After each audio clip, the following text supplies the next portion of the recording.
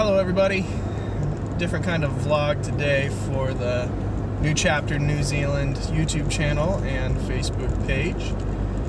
I've been doing a lot of work on the house, getting it ready for market. We're hopefully going to be putting it for sale end of this month. We'll see if we can get there, lots to do between now and then. But I've been spending a lot of time on it, getting a little stir crazy, so I decided to do something that I love doing. A little bit of photography and maybe some video if I can get it put into there. But the night just kind of worked out perfectly to where it's a crystal clear evening. It's about 59 degrees down here in Fort Myers right now. We just had a cold front come through. So I'm going to set up and try to get some pictures of stars. And it can be a little bit difficult to do. So I'm going to kind of walk you through a little bit of the process here, just so you get an idea of what I got to do tonight. First thing that I can say is that it's got to be really, really dark, and it's got to be a crystal clear night. You can't have a cloud in the sky, which it's perfect tonight. Can't ask for better. So the difficulty is finding a really dark spot, and Fort Myers is not very good for it because it's lit up around the clock. It's really hard to find a time or a place that's dark enough to actually get crystal clear pictures of the stars. But that's why I'm in the car now. I'm heading out towards Sanibel Island and Captiva Island, which is just to the west of us towards the beach. And if I get out there, it's a little darker, a little easier to see some stuff, and hopefully we'll be able to get some really awesome footage. So I would love to do the Milky Way and do a time lapse of the Milky Way coming up above the horizon.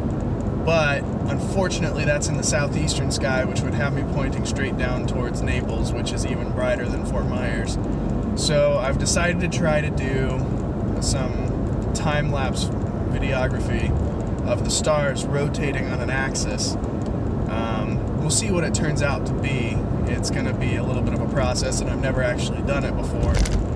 But it should take me about 3 hours out on the island to actually capture the raw footage, and then at the end of that I got what I got. So could be awesome, could be not so awesome, but I figured I'd take you guys along for the ride. I'm driving out there right now. It's about 11:41 at night, and hopefully I'll be staying out there till about maybe 4 in the morning.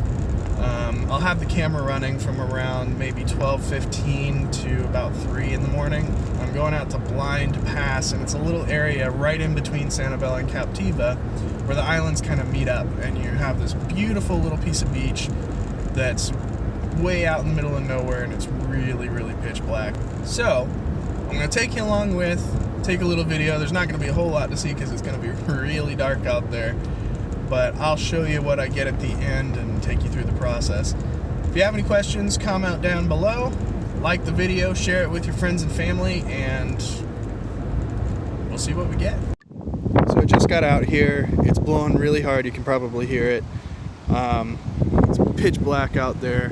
If I turn my light off, you can barely see anything, but the stars are absolutely incredible. So I figured I'd show you my setup real quick. I'm using a Sony a6500. It's a great little mirrorless camera, and it's upside down, but I'm using a Rokinon lens, which is built for a Nikon camera. However, I have an adapter that lets me use it with my Sony. So I'm going to try to get a little setup here so you can actually see what the sky looks like. But some of you will recognize this beach from my earlier video. Those rocks out there are beautiful. Yeah, I've got my tripod here, and of course, because I'm going to be sitting here forever, I've got a chair that I got to unhook. So I'll take a picture here in a minute, try to show you what it looks like.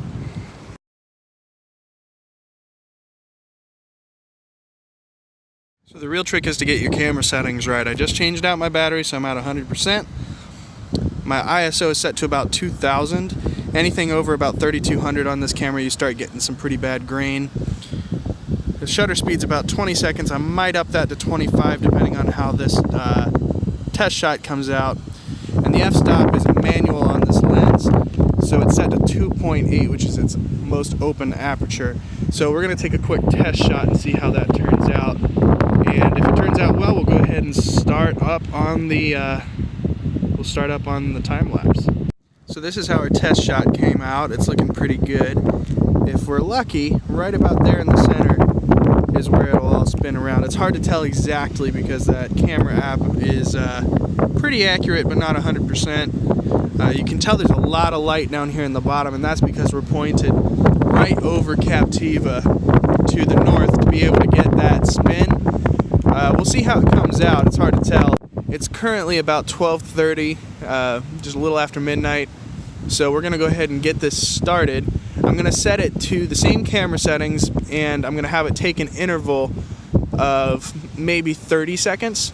So because we have a 20-second shutter and a 30-second interval, that should mean there should be a 10-second gap between when the camera stops taking a picture and starts taking the next one. I'm going to run it for about 3 hours, and that should put together some pretty awesome footage. Alright, so I'm standing a ways away from my camera, so you can kind of see me. I got a flashlight shining on me. It's not trying to be creepy or anything. Just don't want the light to get into my shots. That'll ruin it. But anyway, I got the camera set up a little ways away, and I figured that I'd give you a little bit of an idea of how the camera's actually working for those of you who don't know what a camera does. So there's three things you have to look at. There's ISO, there's aperture, and there's shutter speed. The easiest thing to comprehend at first is the shutter speed. That's how I learned. The shutter speed is how quickly the picture is taken. So it can take it from anywhere from 1/4000th of a second, and that makes it really, really fast, but because there's not very much light coming into the lens, it's also a very dark shot. For something like this, you want it to take a lot longer for the light to actually hit the sensor in the camera. So you set it for something like 25 or 30 seconds, and what that does is the camera opens its lens, or opens its shutter, and collects all of the data over a period of 25 to 30 seconds, however long you set it, and stitches it all together in one photo. That's how you get the stars, because they're so dim to the naked eye. You can see them, but they're very hard to see. So the ISO is how much of the light actually hits the sensor. I don't exactly understand it that well, so if you have a better description, please put it down in the comments. But the higher the ISO, I've learned, it makes it a much more grainy image than a clear one. So you want it to be as low as possible while still letting enough light in to actually see. The last is the aperture, and you have to think of this one kind of like your eyeball. It's your iris. So you know when it's really dark, your irises actually get way bigger. You can kind of see mine right there. They're kind of tiny right now because of the light shining in my eyes. But if it's dark, they're way open. And if it's way bright out, you'll get to see little pinpricks like that. The same thing happens with the camera. You can set it to be really wide open or really shut. And for this, you have to have it wide open so it gathers as much light in as possible. That all put together, the camera will take over 340 shots over the course of about 3 hours and stitch it all together at a frame rate of about 24 to 30 frames per second. When it does that, you get a moving image, and the result is pretty cool. The star should be spinning around in a little circle just around the axis of the Earth, which is straight up there up north. So we'll see how it comes out. So since this is the New Chapter New Zealand Facebook page and YouTube channel, I figured that I must at least try to connect it to New Zealand. So I'm going to post here a couple photos that I took from our last trip to New Zealand after I had learned how to be a little bit more of a photographer than I was the first time I went. And you can see that they're just absolutely stunning. This first one here is a picture over Lake Tekapo, which I'm going to show you here on a map from Google Earth. See, there it is. And it's looking over towards, let me think of my directions here, towards the east, I believe. And it was just a beautiful night. We were going for the reflection of the Milky Way off the water, but it just seemed to be a little too bright over the cities to actually get that. So we moved up a little closer, and this next picture is one of my absolute favorites I've ever taken. It is the Church of the Good Shepherd, which is on Lake Tekapo as well. It's this gorgeous little church that was built a long time ago. I'll put the date on the screen there for you. But this photo is an iconic photo that's been done over and over and over again, but I just couldn't resist actually taking the photo myself.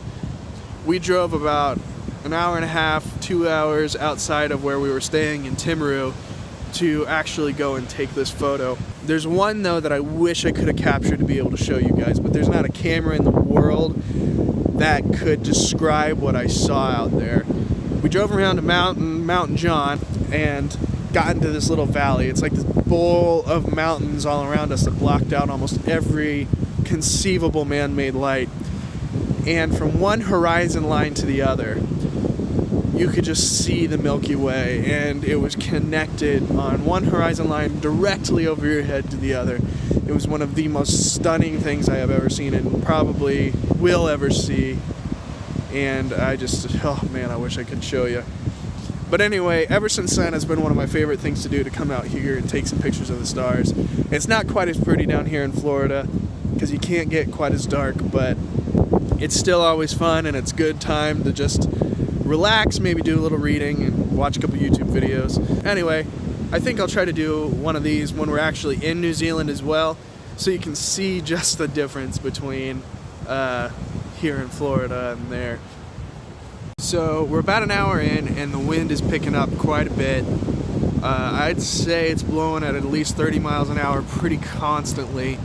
We usually get this the day after a cold front, and the temperature is dropping pretty drastically. I think the low tonight is somewhere in the upper 40s, which might not sound like a lot, but when the humidity is up at almost 100%, it bites to your bones so quick. And of course, me being a Floridian, I brought 2 jackets, but I'm freaking wearing shorts. Okay, it's cold, really cold. Oh man, that's not attractive at all.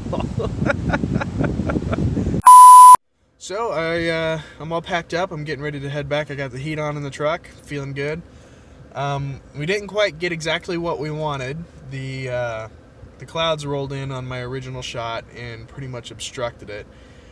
We'll get some pretty good stuff. I'm not exactly sure how good it'll be. I can't really see it on my camera until I put it onto the computer. So we won't get to see it till tomorrow. I was going to try to let it go a little longer, but we had somebody pull into the parking lot. I don't know who it was, but they sat there with the high beams on for a few minutes and then decided to leave. But I had already kind of disturbed the camera, so I tried to reset in a different spot, but the clouds started to roll onto that too, and it was getting really, really cold, so I just decided to call it a night. It's about 2:30 in the morning. I'm gonna head down towards the lighthouse part of the beach and see how it looks. I may or may not be able to set up out there. We'll see. If I do, then I'll show you what I get. So it's been a couple days since I actually went out and took all this footage, but I'm just now being able to sit down and put all the stuff together for the video for you guys to watch. I've just been working really hard on trying to get the house ready. We painted it, and we're getting really excited to show you guys a video of what it looks like and the transformation and everything. It's going to be amazing, so stick around for that. But I figured I'd go ahead and show you the footage. I'm going to slow it down quite a bit so that you can really appreciate the motion of the stars and the clouds rolling in. It actually turned out pretty spectacular. So let me know what you think down in the comments. I'm also going to give you a little outro once you see it. So let me know what you think.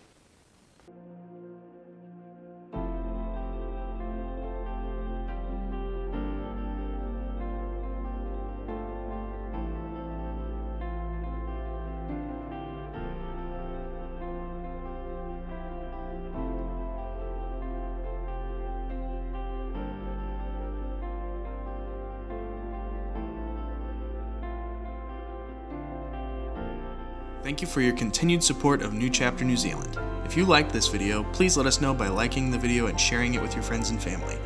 Also, don't forget to subscribe so that you can stay up to date with our most current content. This week, we also want your help with a future video. Comment down below with a location that you have been far away from your home, and if you're comfortable with it, what city you live in now. Thanks in advance, and as always, thank you for keeping us in your prayers, and we'll see you next time.